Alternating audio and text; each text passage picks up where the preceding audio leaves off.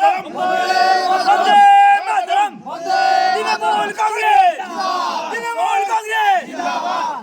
বন্দে মাতরম তৃণমূল কংগ্রেস জিন্দাবাদ উন্নয়নের কান্ডারি মমতা জিন্দাবাদ ভোট দিন ভোট দিন এই কাজের মানুষ মুম্বাইকে ভোট দিন বন্দে মাতরম তন্ময় ঘোষ এগিয়ে চলো আমরা তোমার সাথে আছি ভোট দিন মা বোনেদের বলে দিন পাড়ায় বলে দিন দোকানে বলে দিন রাস্তাঘাটে বলে দিন স্কুল ছাত্রছাত্রীরা বলে দিন বলবেন কেমন লাগছে? প্রথমেই আমার মাতৃসম নেত্রী মমতা বন্দ্যোপাধ্যায়কে ধন্যবাদ যে তিনি মানুষের জন্য কাজ করার আরেকবার সুযোগ করে দিলেন এবং তৃণমূল কংগ্রেসের প্রার্থী হিসাবে। এবং আমি ধন্যবাদ জ্ঞাপন করব, কৃতজ্ঞতা জ্ঞাপন করব আমার নেতা অভিষেক বন্দ্যোপাধ্যায়কে। এবং ভালো লাগছে যে আমার উপর ভরসা আস্থা বিশ্বাস রেখেছে দল এবং নিশ্চিতভাবে এই 5 বছরে মানুষের জন্য যথাসাধ্য আমার সীমাবদ্ধ ক্ষমতায় শেষ বিন্দু অবধি আমি কাজ করার চেষ্টা করেছি, মানুষের পাশে থাকার চেষ্টা করেছি। বিপদে আপদে মানুষ যখনই আমাকে ডেকেছে আমি তাদের পাশে থাকার চেষ্টা করেছি। বিষ্ণুপুর শহরকে এগিয়ে নিয়ে যাওয়ার চেষ্টা করেছি, বিষ্ণুপুর বিধানসভাকে এগিয়ে নিয়ে যাওয়ার চেষ্টা করেছি। এই এবং উন্নয়নের ধারা কি অব্যাহত থাকবে? নিশ্চিতভাবে মমতা বন্দ্যোপাধ্যায়ের আশীর্বাদ যেমন থাকবে আমাদের উন্নয়নের ধারাও অব্যাহত থাকবে। তাই আমি সমস্ত স্তরের বিষ্ণুপুরবাসীকে বলবো যে 5 বছরে কাজ হয়েছে, আরো কয়েকটা কাজ নিশ্চিতভাবে বিষ্ণুপুরকে এগিয়ে নিয়ে যাওয়ার জন্য দরকার।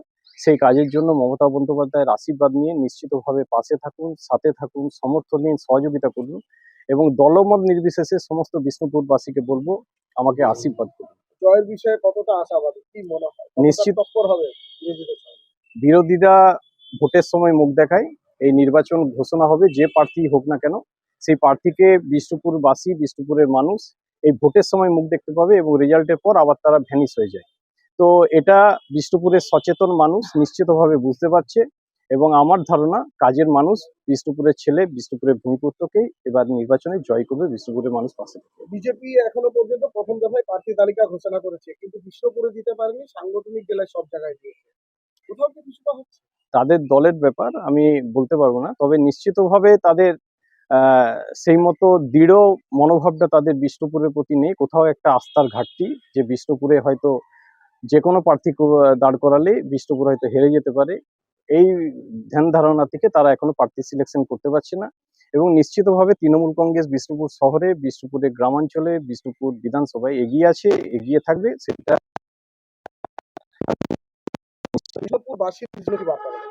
বিষ্ণুপুরবাসীকে আমি এইটুকুই বলবো যে বিষ্ণুপুর শহরের উন্নয়ন, বিষ্ণুপুর গ্রামাঞ্চলের উন্নয়ন, আমার তালডাগড়ার দিকেও 3টি অঞ্চল আছে, সর্বত্র উন্নয়নের ধারা অব্যাহত রাখতে দলমত নির্বিশেষে পাশে থাকুন, সাথে থাকুন, ঠকবেন না।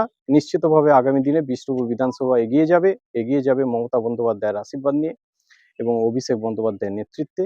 এইটুকু আপনাদের বলে রাখতে পারি। 23 তারিখে ভোট চাইবেন?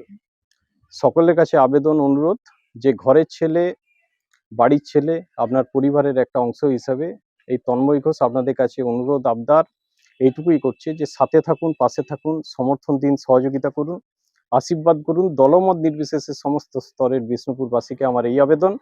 আর একটা কথা বলবো যে 5 বছরের বিধায়ক ছিলাম, আপনাদের পরিবারের অংশ হিসাবে পাশে থাকার চেষ্টা করেছি। ভালো মন্দ মিশিয়ে একটা মানুষ, হয়তো হতে পারে কোথাও আমার ব্যবহারে কেউ যদি আঘাত পেয়ে থাকেন, কোথাও যদি অনিচ্ছাকৃত কোথাও ভুল করে থাকি, ঘরের ছেলেকে নিশ্চিতভাবে ক্ষমা করবেন এবং নতমস্তকে আপনাদের কাছে ক্ষমা প্রার্থনা করে প্রণাম জানাই।